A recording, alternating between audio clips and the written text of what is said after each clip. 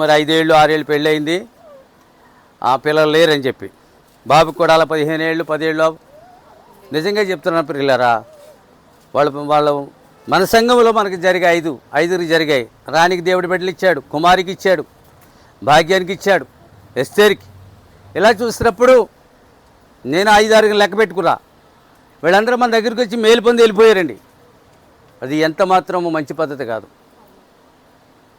దేవుడు నాకు ఒక ఆమె వచ్చారు 16-17 ఏళ్ల క్రితం. ఒక ఆమె ప్రార్థన చేయమంది, నాకు బిడ్డలు లేరండి, 16 ఏళ్ళైంది పెళ్ళి అని చెప్పి. సరే నువ్వు పిల్లలు పుడతారో నువ్వు దేవుని వెంబడిస్తావని అడిగాను నేను. అది తప్పకుండా వెంబడిస్తాను అయ్యారు అని. అలా వస్తా పోతూ ఉండేది. అంబాజీపేటలో మేము ఒక చిన్న సంఘాన్ని మేము నడిపేవాళ్ళం మేమంతా. అప్పుడు ఆమెకి 3 నెలల తర్వాత గర్భవతిని నిర్ధారించుకుని వచ్చి మొదటి మాట నాకు చెప్పింది. చెప్పేమందంటే, అయ్యగారు ఈ బిడ్డ పుట్టిన తర్వాత మా మేడ మీద అద్భుతమైనటువంటి ఒక మీటింగ్ పెడతాను, సాక్ష్యం చెప్పుకుంటాను. సాక్ష్యం గీక్ష్యం ఏమీ లేదు. తర్వాత కనబడింది, ఇలా పెట్టుకునే లేదండి మా ఓల్డ్ ఇదండి అదేండి అన్న. మళ్ళీ నీకు పిల్లలు పుట్టరు వెళ్ళిపోమన్నాను. మళ్ళీ ఎందుకు వచ్చిందంటే, మరి ప్రార్థన చేయండి నాకు అమ్మాయి పుట్టింది కనుక అబ్బాయి పుట్టాలని. అమ్మాయి అబ్బాయి ఎవరు పుట్టరు నీకు వెళ్ళిపోమని చెప్పాను. ఇప్పటికీ అది 16-17 ఏళ్ళు అవుతుంది. పలికితే ఇంక పుట్టరు. పుట్టమని చెప్పినప్పుడు పుట్టిస్తాడు దేవుడు, పుట్టనివ్వకని చెప్తే పుట్టనివ్వడు దేవుడు. అలాగే ఇప్పుడు ఈ ఏళ్ళు మన జాబితాలో వీళ్ళు వెళ్ళిపోయారు. నేనేమీ అనలా, పుడితే పుట్టొచ్చు, ఏమో చెప్పలేము. తిరిగి వెళ్ళిపోయిన ప్రతివాడు కుష్ఠరోగి సాదృశ్యంగా ఉన్నాడు. 10 మంది కుష్ఠరోగులు అయితే ఎంతమంది బాగుపడ్డారో? 10 మందే బాగుపడ్డారు. 90 వెళ్ళిపోయారు, ఒకడే తిరిగి వచ్చాడు. అది ఆ ఒక్కడే నిజమైన విశ్వాసి. మిగతా 90 శుద్ధి వెళ్ళిపోయారు. కనుకనే మేలు పొంది దేవుడిని విడిచిపెట్టకూడదు. భాగ్యానికి ఏమైనా 10 మైళ్ళ లేముగా, కుమారికి ఎక్కడ ఉందిగా, రాణి ఊరు వెళ్ళిపోవాల్సిన పని ఏముంది? ఇలా చూసినప్పుడు ప్రియులారా, అద్భుతమైన పనులు దేవుడు చేస్తాడు. పిల్లలు పుట్టని లేఖలు చెప్పలేదు. లేఖనంలో ముసలోళ్ళు కూడా దేవుడు పిల్లలు ఇచ్చాడు. 3 జంటలు ఉన్నాయి, ముసలి జంటలు. ఎన్ని జంటలు ఉన్నాయి? అందుకనే వాళ్ళ చెల్లి కోసం కూడా మనం ప్రార్థించాం. దేవుడు 4 నెల అన్ని రీతులుగా బాగున్నాయి, మేము బాగున్నాయని చెప్పాము. ఏమి అన్నీ బాగుంటే సుఖప్రశ్నం ప్రభిస్తారని చెప్పాము. అన్ని రీతులుగా వారు బాగున్నారు. మన మాట నీతిని మంతుని మాట చక్కనిగా బలమైనగా మాట అది ఫలిస్తుంది. సరిగా చాటు కూర్చోవాలి, డిస్టర్బ్ చేయకూడదు. అసలే చిన్న ఆరాధన లేట్లో ఉన్నాం, లేట్గా వచ్చారు, మాకు కొంత లేట్ అయింది. ఎంత మాకు కూడా అవుతాయి అన్నమాట లేట్లు, అంతే కదా. అందువల్ల ఏంటంటే ప్రియులారా, కొంచెంసేపు వాక్యాన్ని విందాం. ఏమన్నామంటే, ఏం చదివారు మీరు? గట్టిగా చెప్పండి. నీ మాట వినపడతాయి. నరుని ఆత్మ యెహోవా పెట్టిన దీపము. వద్దు, చాలు ఆ మాట, ఆ లైనే తీసుకుందాం. నరుని ఆత్మ యెహోవా పెట్టిన దీపము. మనలో దీపం ఉంది. పార్ట్ 2గా దీన్ని చూద్దాం. రికార్డింగ్ అవుతుందేమో, మరి జాగ్రత్తగా నిలబడి ఉండాలి. అది చాలామంది చూస్తున్నారు దాన్ని అప్పుడే. కనుక నరుని ఆత్మ యెహోవా పెట్టిన దీపము. మన లోపల మాత్రమే ఒక దీపం ఉంది. పశువుల పక్షుల్లో దీపాలు, జలచరముల్లో దీపాలు లేవు. మనిషిలో ఒక దీపం పెట్టాడు, అది ఆత్మని చెప్తున్నాడు. ఆత్మదీపం ఉన్నది మనలో. సాతాను ఆ దీపముని ఆర్పివేశాడని చెప్పాడు ప్రవక్త. ఆ దీపం ఆరిపోయినప్పుడు, నీ ఇంట్లో దీపం ఆరిపోతే ఇల్లు ఎలా ఉంటుంది? నీ అనబడిన ఇల్లు, నీ అనబడిన ఇంట్లో ఒక దీపం ఉన్నప్పుడు, అది దెయ్యం ఆరిపేసినప్పుడు నువ్వు చీకట్లో ఉంటావు. చీకటి అనగా పాపమునికి సాదృశ్యంగా ఉంది. అర్థమైందా? ఇప్పుడు దేవుడు వెలిగించిన తర్వాత చీకటి పారిపోద్ది. అంటే వెలుగు యొద్ద నుండి చీకటి పారిపోవును, నీ యొద్ద నుండి పాపము పారిపోవును. ఎందుకంటే మన దీపములు దేవుడు వెలిగించాడు. వెలిగించబడిన దీపము నీవు. అందుకని మీలో గుడ్డితనం లేదన్నాడు. ఏం లేదా? గుడ్డివారు తావు చూపలేరు, ఇద్దరు కలిపి ఒంట్లో పడతారో. అది లోకమో గుడ్డితనంలో ఉంది. నీవైతే గుడ్డితనంలో లేవు. నీ కళ్ళు తెరిచాను, నన్ను చూసేలా చేశాను, నా పాదముద్ర వెంబడించు. అది ప్రభు యొక్క బోధ. మన కళ్ళు ఏమండి, ఒక కఠినుడు మూర్ఖుడు ఎందుకు దేవుని వెంబడిస్తాడండి? దేవుడు కలగ చేసుకుంటే, దేవుడు ఆకర్షిస్తే నువ్వు వెంబడిస్తావు, లేదా మిట్ట మధ్యాహ్నం బీరు తాగుతూ కూర్చుంటావు. కనుక మనందరి నేత్రాలు తెరిచిన దేవుడు, మనందరి దీపములు వెలిగించిన దేవుడు, చీకటి జీవితంలో వెలుగుమయం చేసిన దేవుడు. అందుకనే నరుని ఆత్మ యెహోవా పెట్టిన దీపము. అందుకనే ఆ కవి రాసినట్లుగా సుడిగాలులైనా ఓరిగాలులైనా ఆయన వెలిగించిన దీపం ఆరిపోదు. సుడిగాలైనా ఆయన వెలిగించిన దీపం ఇది ఆరే దీపం కాదు. ఎవడు దీన్ని ఆర్పలేడు. అర్థమైందా? అయితే ఒక దినం ఆరిపోతుంది. ఆరిపోవడానికి మళ్ళా ఆయనే కారణం. ఎందుకంటే దీని వయసు ముగిసిపోయిన తర్వాత దీని ఆర్పి తీసుకుపోతాడు. ఈ ఆత్మను దయచేసిన ఆత్మ దేవుని ఎద్దకు వెళ్ళిపోతుంది. హల్లెలూయా. అంతవరకు ఇది వెలుగుతూ ఉంటుంది. వెలుగులో ఆ జీవితం నడుస్తూ ఉంటుంది. అక్కడ నుంచి చీకటి పారిపోయింది, దయ్యము పారిపోయింది, పాపము పారిపోయింది. ఇప్పుడు మన ఎదురు నుండి 3 పారిపోయాయి. అది దయ్యము, అది చీకటి, అది పాపము. వాడున్న చోట పాపం ఉంటుంది, ఆయన ఉన్న చోట పరిశుద్ధ జీవితం ఉంటుంది. మరి అర్థమవుతుందా వసంతత? అర్థమవుతుందండి? వినండి మరి వాక్యం ఇది. మీరు తెలివైన వాళ్ళు కావచ్చు, తెలుగు తక్కువ వాళ్ళు కావచ్చు, చదువు ఉన్న వాళ్ళు, ఏదైనా దేవుణ్ణి మొండిగా బండగా గుడ్డిగా కూడా వెంబడించవచ్చు. ఎందుకంటే నువ్వు నమ్మిన దాన్ని నువ్వు వెంబడించే హక్కు నీకుంది. అందుకని మీరు దేవుని కలిగి ఉన్నారు, దేవుడు మిమ్మల్ని కలిగి ఉన్నాడు. ఆయన ఎల్లప్పుడూ తన గుణగణములను, తన దేవత్వముని మీకు బోధిస్తున్నాడు. వర్తమానం ఏంటి? దేవత్వమును బోధించుట. దేవుడు తన దేవత్వమును తన భార్యకు బయలుపరుస్తున్నాడు. తన ప్రియమైన ప్రేమ లేఖను దేవుడు ఏం చేస్తున్నాడో కాపర్ ద్వారా చదివి వినిపిస్తున్నాడు. ఇది ప్రేమలేఖ. బైబిల్ ఏంటి? దేవుడి స్తోత్రములకు కలుగుగాక. మనము జన్మత పాపులము. అంత మాత్రమే కాదు, ఆరిపోయిన దీపములట మనం. ఎవరు మనము? జన్మత పాపులము, ఆరిపోయిన దీపములము మనం. మన దీపాలు ఆరిపోయినాయి. కోట్లాది మంది ప్రజలకు దీపాలు ఆరిపోయి ఉన్నాయి. నూనె లేక, ఒత్తి లేక, ప్రమిద లేక, అన్నీ ఉన్నా వెలిగించేవాడు లేక ఆరిన దీపములయ్యి. ఇప్పుడు ఆ దీపాలు ఇంకొక ఆరిపోయిన దీపానికి వెలిగి నేను త్రోవ చూపుతానంటాడు.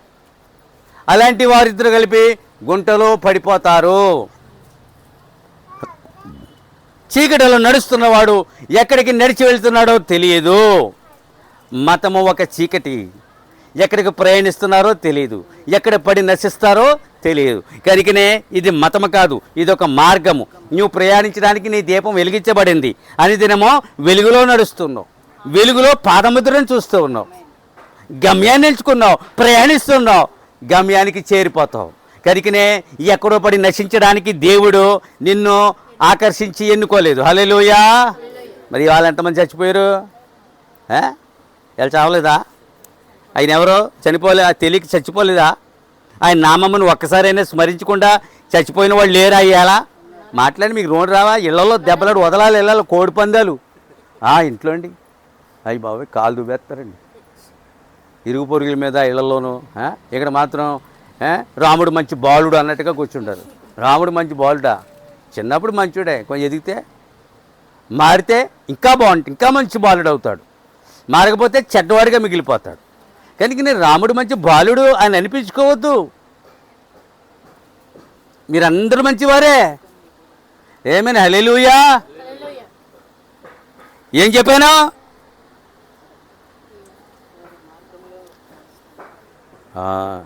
ఒక పాపి గనక యేసుక్రీస్తుని అంగీకరించినట్లయితే అతని దీపము వెలిగించబడుతుంది. చూసారండి? ఒక పాపి యేసుక్రీస్తుని అంగీకరించినట్లయితే వారి దీపము వెలిగించబడుతుంది. ఇప్పుడు కరెంట్ పోయినప్పుడు గగ్గోలు ఎత్తేస్తున్నారు. ఎందువల్ల? చీకటే అయిపోయింది. ఆ లైట్లు, ఈ లైట్లు, ఫోన్ లైట్లు, ఆ లైట్లు వేసేసి తెరిచారు. 1 గంట కూడా నాకు తెలియకడుతున్నా ఆ ఒక్క గంట చీకట్లో ఉండలేవా? ఉండలేం. మరి దేనికి అలవాటు పడ్డావు? రాత్రి సమయములందు వెలుగుకి అలవాటు పడ్డావు. ఇప్పుడు చెప్పుకొస్తాను నేను. రాత్రి సమయములందు దివారాత్రులు కరెంటుకి అలవాటు పడ్డావు. అది లేకపోతే విలవల్లాడిపోతున్నావు. ఆదిలో ఏమీ లేవు, 100 ఏళ్ళ క్రితం ఏమీ లేవు. ఇదంతా 100 ఏళ్ళ తర్వాత ఆపరించాయి అన్నీ. అవునా? ఆమె హల్లెలూయా. కనుకనే నీవు దేవునికి అలవాటు పడాలి. నువ్వు విలవెల్లాడే విషయాలు వేరున్నాయి. భౌతికమైనవి ఉన్నవి, ఆత్మ సంబంధమైనవి ఉన్నవి. అయ్యో నేను ప్రార్థనకి వెళ్ళలేదు, విలవెల్లాడాలి. అయ్యో దేవుని భాగం ఏమలేదు, విలవెల్లాడాలి. అయ్యో నేను ప్రార్థించలేదు, విలవెల్లాడాలి. అవి లేవు. విలవెల్లాడవలసినవి లేవు. వీటికి విలవెల్లాడతాం. ఏమవుతుంది? కరెంట్ పోతే అని అడిగాను నేను. ఇక్కడ కూర్చోండి అని చెప్పాం. హాయిగా ఇక్కడ కూర్చుంటాం. మరి మిగతా వాళ్ళకి ఏర్పాట్లు ఉంటాయి, ఉండవా? ఆమెను హల్లెలూయా. ఉంటాయండి. చంపడానికి దేవుడిని నేను ఎన్నుకుంటా? 7 దినముల సూర్యుని వెలుగు ఒక రోజు ఉంటుంది. నాగపూర్లో 56 డిగ్రీలు దాటింది, 52, 56. ఢిల్లీ 52 సెంటిగ్రేడ్స్ కింద లెక్కెడతారు. అవి ఇదివరకు నాకు తెలియలేదు. మనము 42కి ఇలా ఉన్నాం, అక్కడ 56. అప్పుడాలు ఏగుతున్నాయి. ఎండలో పెడితే ఆమ్లెట్లు అయిపోతున్నాయి ఆ వేడికి. అది ఎంత వేడి అర్థం చేసుకోండి. ఎంతగా ప్రార్థించాలో, ప్రకృతి విలయం నుండి ఎంతగా మనమో దేవుడు మనల్ని కాపాడాలో అర్థం. పగలి ఎండ దెబ్బ నుండి కాపాడుతానన్నాడు ఆయన. రాత్రి వెన్నెల దెబ్బ. రాత్రి శీతాకాలం వెన్నెలలో ప్రయాణిస్తే మనిషి చచ్చిపోతాడు. అది వెన్నెల దెబ్బ చలవైపోతే ఆ చలవ ఈ చలవ ఎక్కువైపోయి ఏమవుతాడు? వెన్నెల్లో ప్రయాణించరాదు. అందుకని రాత్రి వెన్నెల దెబ్బ ఉంది, శీతాకాలం వెన్నెల్లో ప్రయాణించేవాడు. అవునా? 2. ఇక్కడ ఎండాకాలం ఎండ దెబ్బ నుండి మీరంతా ప్రార్థిస్తే మన బతుకులన్నీ మనం అంతా కాపాడబడతాం, మన పనిపాట్లో కాపాడబడతాం. నేను పని వాళ్ళని అడిగాను, 1 గంటకి క్లోజ్ చేస్తాం, మళ్ళీ రాత్రికి వెళ్ళవండి అయ్యారు. మధ్యాహ్నం పని లేదు, ఒక్క పూట పనే. ఆడ 800, 900 ఇవ్వాల్సిందే 1 పూటకి. అర్థమైందా? Amen hallelujah. బలహీనులైన బలవంతులైన దేవుని పట్టుకుని ఏలాడండి. దేవుని పట్టుకునే.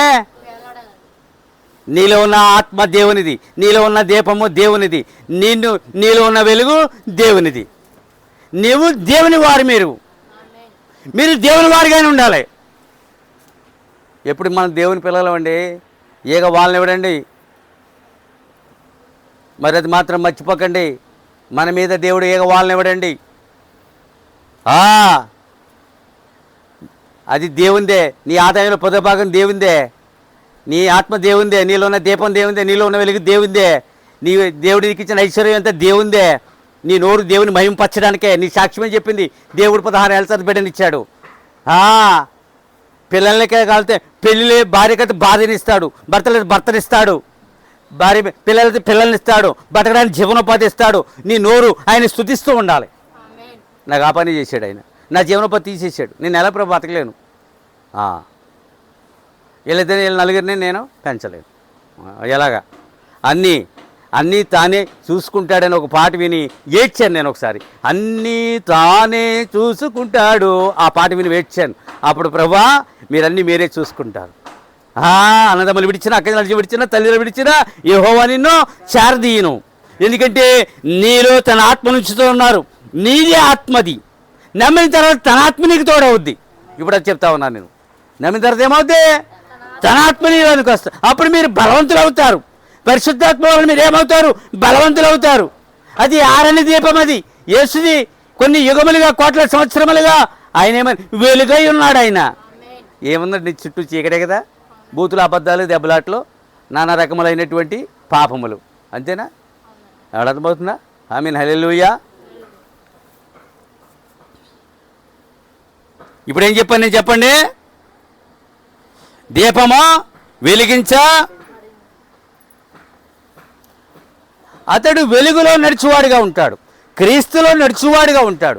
అతని అడుగుజాడలు పరలోకము వైపు పడుతూ ఉంటాయి. అది ఎలా ఉంటాడు? వెలుగులో, క్రీస్తులో నడుచువాడుగా. మీరు చావు దెబ్బలు తినేద్దరు నా బాల్యంలో కనుక మీరు విద్యార్థులు అయితే వీపి విమానం మాత్రం పట్టించేసేవారండి. నేను చెప్పిందే చెప్పలేకపోతున్నారంటే మీ బలహీనతలు ఎలా ఉన్నాయో. అసలు మీరు ఇక్కడే ఉన్నారు, మీరు మనుషులు ఇక్కడ ఉన్నారు, మనసులు ఇక్కడ ఉన్నాయా? ఆరాధించేది 2 గంటలు.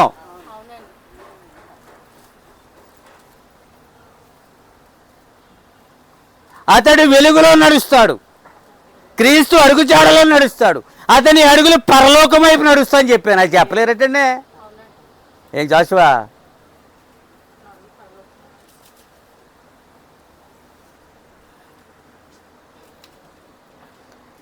నీ అడుగులు నానా రీతిలుగా నడిచాయని చెప్తాను నేను. కానీ ఇప్పుడు అవి యేసు వైపు నడుస్తున్నాయి, అవి పరలోకం వైపు నడుస్తున్నాయి, అవి పరిశుద్ధ జీవితం వైపు నడుస్తున్నాయి. నేను చెప్పగలను, నేను మానేశాను కనుక పాపాన్ని. నా జీవితంలో అది ఆపేసుకున్నది నేను, ఆగిపోయేలా చేసింది ఆయన. మరి డబ్బు సంపాదించిన డబ్బు ఏం చేతి కాదు. నేను ఆ మాట వాడను.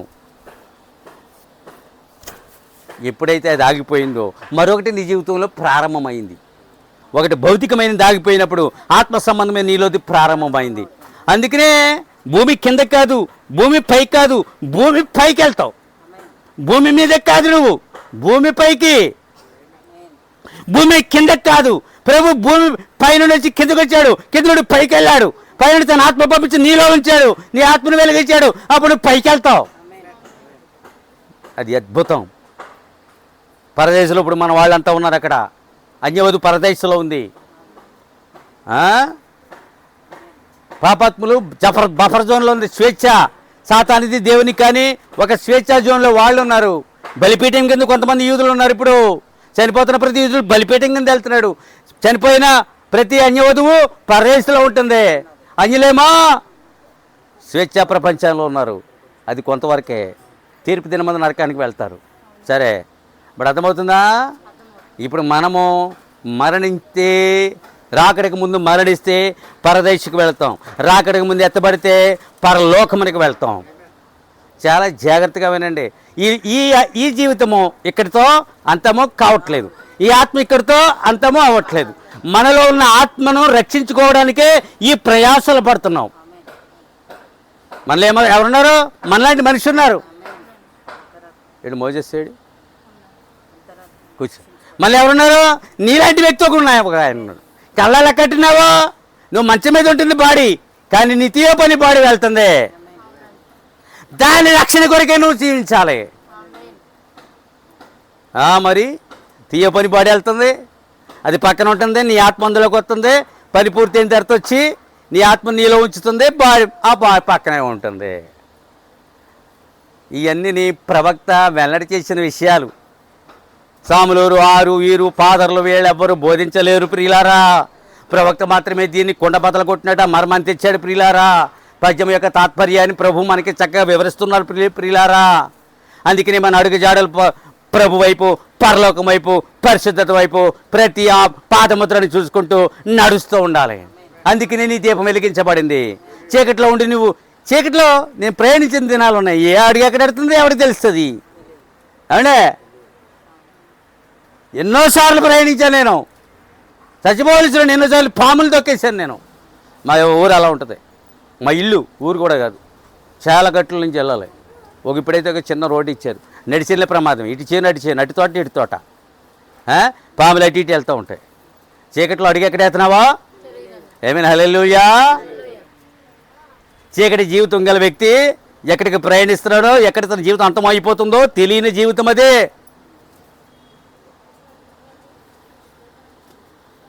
ఇప్పుడు ఏమైనా చెప్పు.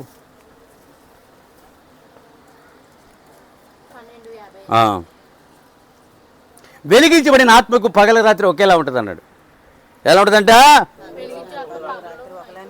పగలు రాత్రి.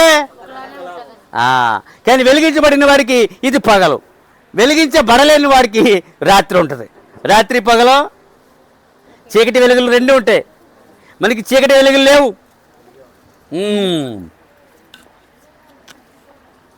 ఎప్పుడు వెలుగులోనే ఉన్నావు.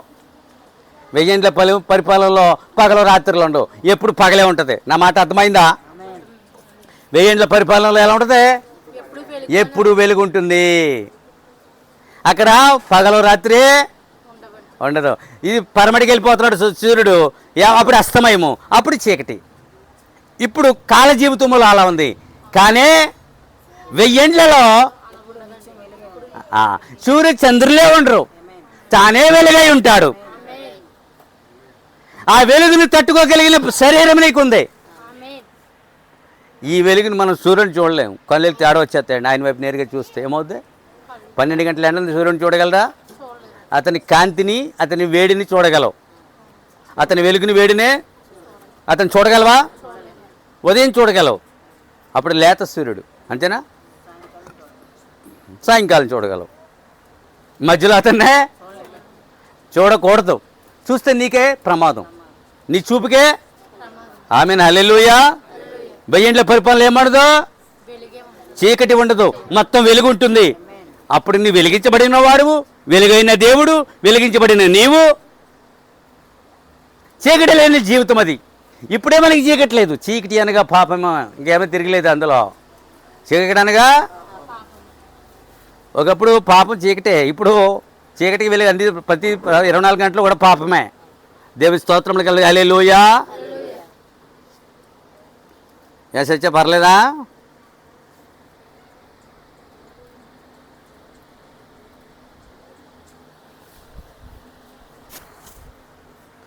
రక్షించబడిన వారు తమ వెలుగును తమ ఇంట్లోను, తమ సంఘములోను, లోకములోను ప్రచురిస్తారు.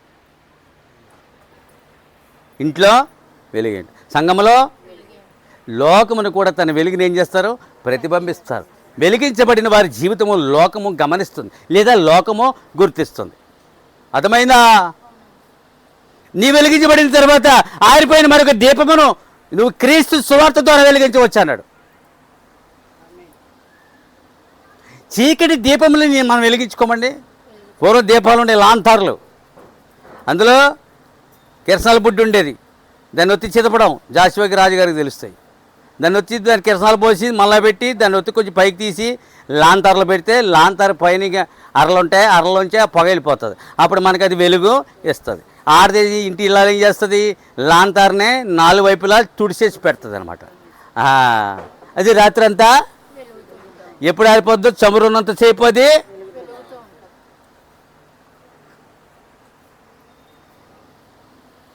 ఇప్పుడు అనేక రకాలు వచ్చాయి, ఇవి కూడా ఎంతసేపు ఉండవు. ఎందుకంటే ఉండవని లేఖనం చెప్తుంది కనుక. అర్థమవుతుందా? ఆమేన్, హల్లెలూయా. ఏమిటన్నారు నాకేం అర్థమవుతుంది, నేను ఏం చెప్పుకుంటూ వెళ్ళిపోతున్నాను. దేవుని స్తోత్రము కలుగును గాక. కనుకనే సమూయేలు అంటాడు, యెహోవా నా దీపము అన్నాడు. యెహోవా నా దీపము, నా దీపముని వెలిగించువాడని పాట పాడారు. దేవుడే మన దీపము, ప్రపంచానికి నిజమైన దీపం అది. ఎవడు ఆర్పలేడు, ఆర్పాలనుకున్నాడు ఆరిపోతాడు. ఆమెను హల్లెలూయా. ఎవరు మన కామెంట్ వచ్చింది, రాజ్యాంగాన్ని రద్దు చేయలేదు. ఆయన దళితుడే, భారతం రాసినోడు, రామాయణం రాసినోడు. ఈ 3 రద్దు చేయండి, 3 రద్దు చేయండి. దాన్ని అప్పుడు ఇది కూడా రద్దు చేయండి. అప్పుడు మీరు ఈ రద్దు చేయండి అని చెప్పా. అది మరి ఏమి నోరు. హల్లెలూయా. దేవుడు ఆ అవకాశం ఎవరికి ఇచ్చారండి? దళితులకి. ఎందుకు? పనికిరాని వాడి కట్టండి. ఎందుకు? పనికిరాని వాడని మానవుడు అంటున్నాడు, కానీ దేవుడు అనట్లేదు. అది దేశానికి అతను, వాళ్ళ 3 చూసారా? ఆమేన్, హల్లెలూయా. అది ఎలా సాధ్యం? మరి ఇది సాధ్యమే, అది సాధ్యమే, ఎందుకు కాదు? సాధ్యమే. ఇది వింటున్నారు ఇప్పుడు. నేను నా కామెంటరీస్ అలా ఉండండి, ప్రసంగాలు అక్కడ ఆ బొమ్మల కాడ నిలబడి నేను బోధించేవాడిని. అర్థమైందండి? ఆమేన్, హల్లెలూయా. చరిత్ర చదివితే చరిత్రను సృష్టించగలవని ఒక మాట నాలో ఉంది, కానీ ఇప్పుడు నేను చరిత్ర చదవట్లేదు, నేను బైబిల్ చదువుతా ఉన్నా. ఆమేన్, హల్లెలూయా. ఎందుకంటే ఆరిపోయిన దీపమును వెలిగి, నా దీపము యెహోవా, యెహోవాయే నా దీపము. అతడు దీపపు వెలుగులో ఉన్నాడు. అతడు వెలుగై ఉన్నాడు. అతడు వెలిగించబడ్డాడు. నీలో ఇంకా వెలుగు, చీకటి వెళ్ళిపోతుంది బయటికి. చీకటి మాటలు, చీకటి ఆలోచనలు, చీకటి చూపులు, చీకటి వినికిళ్ళు ఇక ఏమీ ఉండవు. అందుకనే ఇప్పుడు భార్య బిడ్డల మధ్యన నేను ఎలా ఉంటున్నాను, నా మధ్యన వారు ఎలా ఉంటున్నారు, మా కుటుంబం మీ మధ్యన ఎలా ఉంటుంది,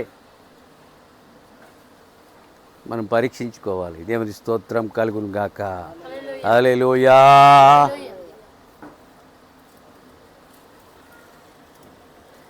ఏమున్నా లేకపోయినా నువ్వు వెలుగై ఉన్నావు, నువ్వు వెలిగించబడ్డావు. ఆరిపోయిన దివిటిని దేవుడు వెలిగించాడు.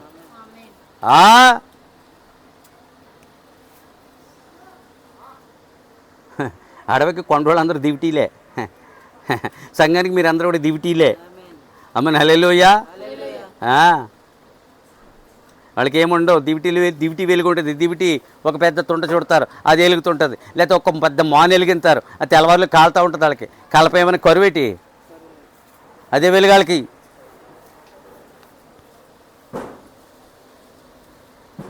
కూర్చోండి. దేవునికి స్తోత్రములు కలుగును గాక. హల్లెలూయా.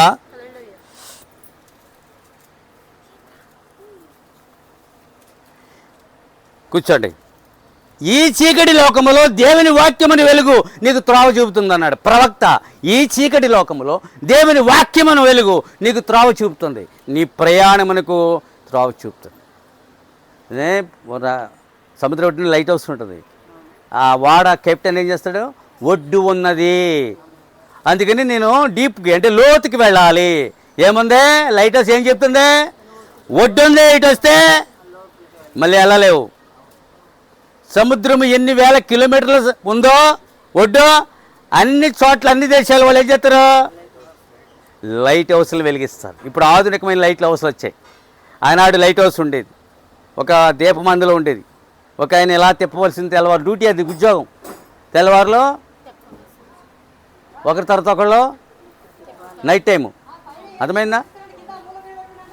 6 గంటల నుంచి 12 గంటలు, 12 గంటల నుంచి తెల్లవారు 6 గంటలు అంటే అది రాత్రి టైంలో అలాగా ఆ లైట్ అలాగా. ఇప్పుడైతే టెక్నాలజీ మారింది. ఇప్పుడు ఏమైంది, ఏమైనా హల్లెలూయా. ఆ దీపం ఏం చేస్తుంది, వాడను ప్రమాదములోనికి రాకుండా అడ్డుకుంటుంది. ఆ దీపము వాడని ప్రమాదములో పడకుండా. మంది కూడా ప్రమాదములో ఉన్న నిన్ను తీసి నీ దీపమును వెలిగించి నీ జీవితమును ప్రమాదములో పడకుండా వెలిగించబడిన దీపము కాపాడుతుంది. నా మాటలు అర్థమవుతున్నాయా? హల్లెలూయా.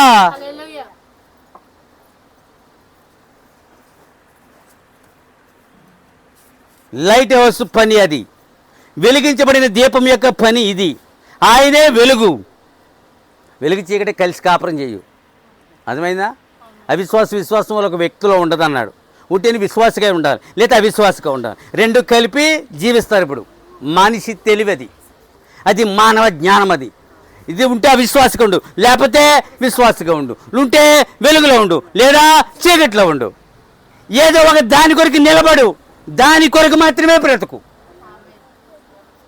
ఇప్పుడు అవతలొట్టికి వెళ్ళాలి, 2 పడవల మీద వేస్తాను, పడవలు ఎక్కువ ఉన్నాయని. ఏదో ఒక పడవని ఎంచుకో, ఆ పడవ ద్వారా అవతలకే దాటి వెళ్ళిపో. దేవునికి స్తోత్రములు కలుగును గాక. హల్లెలూయా.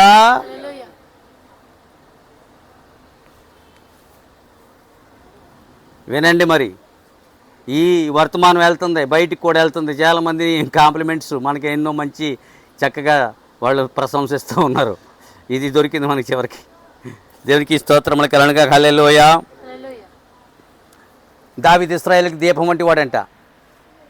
కుటుంబ యజమాని ఇంటికి దీపం వంటి వాడు. దావీదు ఇశ్రాయేలందరికీ. దావీదు ఎలాంటి వాడు? దావీదు ఇశ్రాయేలు ప్రజలందరికీ, ఆ రాజుగా చేయబడిన ఆ దావీదు ప్రజలందరికీ దీపము వంటి వాడు. అతడు ఆదరణకు ఒక మార్గదర్శకుడు. తన నాయకత్వాన్ని తన దేశ ప్రజలను నడిపించగలిగిన వాడు. కలిగిన తన దేశ ప్రజలకు అతడు ఒక దీపము వంటి వాడు. అందుకని ఇంటి యజమానే దీపము అయి ఉండాలి, ఆ ఇల్లును నడిపించుకుంటాడు. అప్పుడు అర్థమైందా?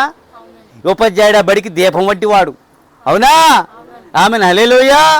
కాపరి సంఘమునికి దీపం వంటి వాడు. ఆమెను దేవునికి స్తోత్రములు కలుగును గాక. ఇప్పుడు అర్థమైందా? ఇశ్రాయేలుకి ఎలాంటి వాడు అతను? ఇంటికి కుటుంబ యజమాని ఎలాంటి వాడు? ఉపాధ్యాయుడు బడికి ఎలాంటి వాడు? దీపం వలె ఉండాలి నువ్వు. మండుచు వెలుగుచూ ఉన్న దీపమై ఉండాలి నువ్వు. అది మండాలి, అది వెలగాలి. బైబిల్ ఆరిపోయిన దీపాలు ఉన్నాయి కొన్ని. ఆ నూనె ఎక్కడి నుంచి వస్తుందో అన్నీ చెప్పుకొచ్చారు. అవి ఒలివల నూనె ఎక్కడి నుంచి వస్తుందో మనం దాన్ని చూసాం. ఇవాళ పరిశుద్ధాత్మ నూనెగా ఉంది. ఆ నూనె మనలో ఉంచాడు ఆయన. తెలుసా మీకు ఆ సంగతే? నూనెలో అగ్ని ఉంది. నూనె ఎందుకు మండుతుందో తెలుసా? నూనె అగ్ని. నూనెలో అగ్ని ఉందండి. దావీదు ఎలాంటి వాడు చెప్పండి? సంగమునకు ప్రవక్తలు, అపొస్తలులు, కాపరులు దీపముల వంటి వారు. ఉపదేశకులు, సువార్తికులు సంఘానికి ఎలాంటి వారు? ప్రవక్తలు దీపములై ఉన్నారు. అపొస్తలులు దీపములై ఉన్నారు. కాపరులు, సువార్తికులు, ఉపదేశకులు దీపములై ఉన్నారు. సంఘము లోకమునకు దీపమై ఉన్నది. సంఘం లోకానికి ఏమైందే?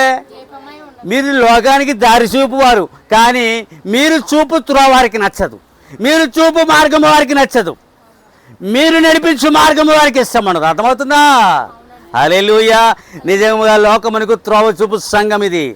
అందుకని దీన్ని ఏమన్నాడు? దీపస్తంభం అన్నాడు. సంఘాన్ని ఏమన్నాడు? దీపస్తంభం. దీపం ఏం చేస్తుంది? అనేకులకు దారి చూపుతుంది. ఇందాకేం చెప్పాను? లైట్ హౌస్ ఏం చేస్తుంది? వాడికి మాత్రమే దారి చూపుతుంది. కానీ ఈ సంఘం అనబడి దీపస్తంభం దేనికి? లోక ప్రజలకు ఇది దారి చూపు దీపస్తంభం ఇది. మా చిన్నప్పుడు దీపస్తంభాలు ఉండే, కరెంటులు లేవు. మా ఇంటి దగ్గర మా బాల్యంలో ఈడికైనా చిన్నవాడిని, ఈడికైనా కొంచెం గుప్పుడు ఉంటాను. అప్పుడు ఒక పెద్ద దీపం ఉండేదండి. ఆ దీపంలో ఆ వాచ్మెన్ వచ్చి కిరసనాలు పోసి లైట్ వెలిగించింది. పెద్ద వెలుగు వచ్చేది అంతే. అదే ఒక చెక్క దాని మీద, ఒక కర్ర దాని మీద ఉండేది. అది అర్థమైందా? అది దీపస్తంభం. బైబిల్లో 7 దీపస్తంభాలు ఉన్నాయి. దేవునికి స్తోత్రములు కలుగును గాక. ప్రతి స్తంభము ఒక సంఘమై ఉన్నది. ఏమైనా? హల్లెలూయా. టైం ఎంత? ఒక 5 నిమిషాలు చూసి ముగించుకుందాం. వాతావరణాన్ని బట్టి కూడా దేవునికి స్తోత్రములు కలుగును గాక. హల్లెలూయా. దీపం అంటే అది కరెంట్ దీపాలు ఇవి కాదు. కిరసనాల దీపాలు, పెట్రోల్ మార్క్స్ లైట్లు అవేమియో దేవుడు వెలిగించాలి ఆ దీపాన్ని. అది దేదివ్యమంగా మండుతూ వెలుగుతూ వెలుగునిస్తూ అబ్బా వెలుగుమయమై ఉంటుంది. అది దేవునికి స్తోత్రములు కలుగును గాక. అందుకనే ప్రభు ఏమన్నాడంటే లోకానికి వచ్చి మీ దీపములను వెలుగుచుండనీయుడే. ఏమన్నాడండి? మీ దీపాలు మీరు ఆర్పుకోకండి, మీ దీపాలు వెలుగుచుండనీయుడి. అబ్బా అద్భుతం. మీ దీపం వెలుగుతూ ఉండాలి. అది మీ దీపములు వెలుగుతూ ఉండాలి. ఆత్మదీపము వెలుగుతూ ఉండాలి. ఆర్పుకోకూడదు. ఆర్పితే జీవితము చీకటి అవుతుంది. చీకటిలో నువ్వు సాధించేది ఏమీ లేదు. మానవ జాతి ఇప్పుడే ఓడిపోయింది. అది దానికి విజయం లేదు. విజయం నమోదు చేయలేకపోతుంది. వాటేమి అంచునది నిలబడింది. సంఘము విజయం యొక్క సంఘం ఏంటండి? విజయముతో వీర విహారం చేస్తున్నాడు. సంఘమునికి ఎప్పుడు విజయమే. సాతానికి విజయం లేదు. లోకమునికి విజయం లేదండి. ఈ అభివృద్ధి అంతా బండి సున్నా అని చెప్పాడు. ఈ అభివృద్ధి అంతా ఈ కరెంట్లు ఏమీ లేకపోయినా నువ్వు జీవించగలవు. ఆనాడు ప్రవక్తల అపొస్తలులు అలాగే ప్రకృతిని దెయ్యాన్ని శాసించారు. వాళ్ళు తమ ఆహారం తాము సృష్టించుకున్నారు. చేదు నీరు మంచినీరుగా మార్చుకున్నారు వాళ్ళు. ఆమేన్. చేదు నీరు మంచినీరుగా మార్చుకున్నారు వాళ్ళు. నలగంట 6,000 మందికి పంచిపెట్టింది ఆయన. వీళ్ళు కూడా అదే పని చేశారు. ఎలీషా చేశాడు ఆ పని. అది అర్థమవుతుందా? ఎవరు అన్నవస్త్రాలు కూడా ఆలోచించారా? కాదు, దేవుని పనిని ఆలోచించారు. దేవుని పని ఎలాగో జరగాలో ఆలోచించారు వాళ్ళు. మనము దేవుని కొరకు ఆలోచించాలి. దేవుని పని ఎలా జరగాలో ఆలోచించాలి. ఇది నా పని కాదు. నేను ఒక దినాన్ని ఇది ముగించుకుని వెళ్ళిపోతాను. అవునా? అప్పుడు నా పని అయింది. అది నేను మిమ్మల్ని పట్టుకుని వేలాడతానా? లేకపోతే మిమ్మల్ని పిండికి తాగుతానా జీవితాంతమును? ఏమైనా? హల్లెలూయా. యుగాంతం వరకు మిమ్మల్ని పిండికి తాగుతాను నేను. అందుకనే నేను ఎన్నుకుంటా. అందువలన అశాశ్వతమైన ఈ జీవితము, శాశ్వతమును ఆపాదించిన ఒక దేవుడు మనకి ఉన్నాడు. చీకటిలోంచి ఆశ్చర్యకరమైన తన వెలుగులోనికి నడిపించిన వాని గుణాతిశయములను ప్రచురించడానికి దేవుడు సంగముగా మిమ్మల్ని ఎన్నుకున్నాడు. తన గుణాతిశయములను ప్రచురించడానికి దేవుడు మిమ్మల్ని ఎన్నుకున్నాడు. తన ఆశ్చర్యకరమైన వెలుగును మీకు ఇచ్చాడు. ఆ వెలుగు ఆశ్చర్యకరమైనది. కొంచెం వాడు కూర్చోమని జాగ్రత్త, కెమెరాకి తగలొద్దాను.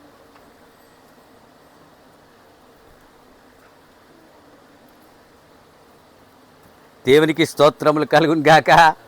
ప్రతి వారం ఒక మంచి వర్తమానం అండి. నాన్ స్టాప్కి ఇది ఎక్కడ దొరకదండి, సంఘశాఖలో దొరకదండి. ఇది దొరకదండి. ఇది ఎలా దీవించేది కాదండి. ఇది వేల వేల మర్మములతో కూడిన వర్తమానం. ఇది బోధించలేడండి. ఒక మిడత మీద ఖచ్చితంగా ఉండాలండి దీనికి.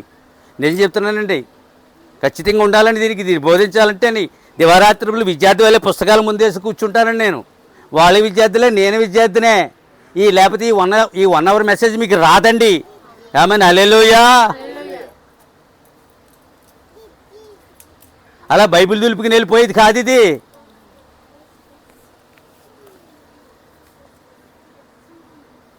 ఏం చెప్పానండి?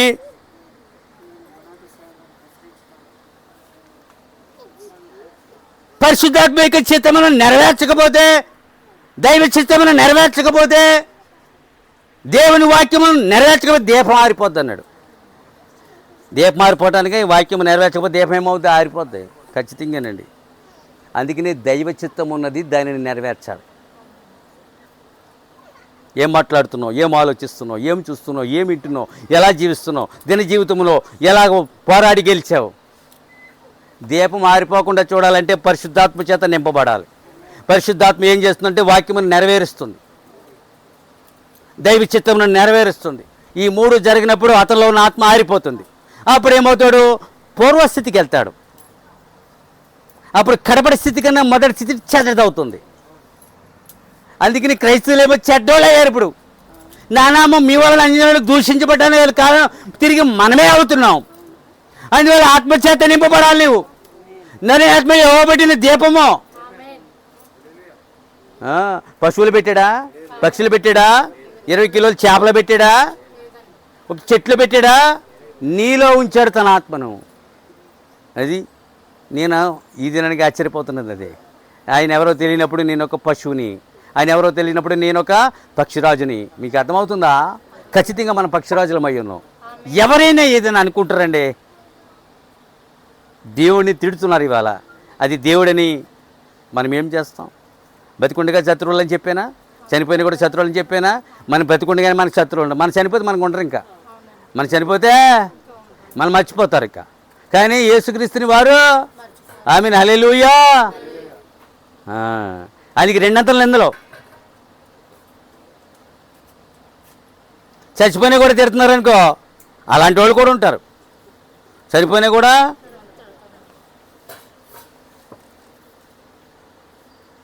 ఏం చెప్పానమ్మా చెప్పండి? పాపం చేసిన కూడా దీపం మారిపోతుంది. పాపం చేసినా దీపం ఉండదు.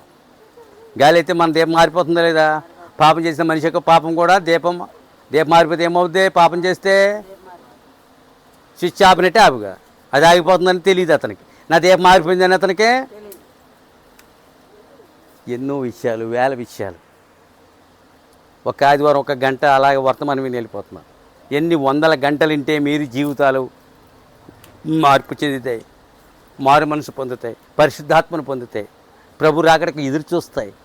ఎంత వర్తమానం వినాలి, ఎంతగా ప్రార్థించాలి, ఎంతగా ఆత్మను పొందాలి, ఎంతగా ఆత్మ సంబంధిగా ఉండాలి, లోకం యొక్క ఆకర్షణ శక్తి ఎంతగా బయటికి రావాలి.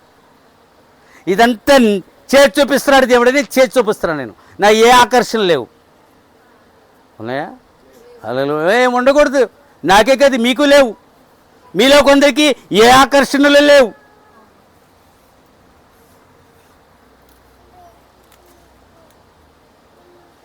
లోకము విసర్జించిన తండ్రి ఆకర్షించాడు. ఈ లోకం యొక్క ఆకర్షణ శక్తి దాటి తండ్రి ఆకర్షణ శక్తికి మనము లోనయ్యాం. దేవునికి స్తోత్రములు కలుగును గాక. హల్లెలూయా. ఎందుకండి ఈ పెంట కోసం మనం ఎంతగా ప్రయత్నం చెందేదండి? అడిగితే ఇచ్చే దేవుడు, అడిగే పెదవి నీకు ఉండాలి కదా, అడిగే నోరు ఉండాలి, అడిగే స్వరం ఉండాలి కదా. ఉంటే ఇస్తాడండి, అడిగితే ఇస్తాడండి. ఇస్తున్నాడు సార్, మనందరికీ ఇచ్చివాడండి. లేకపోతే క్రైస్తవ్యం ప్రపంచంలో మన్నదు. ఇది మనగలగదు.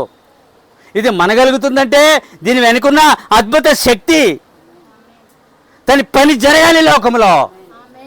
ప్రతిరోజు కళలు చూస్తున్నాం.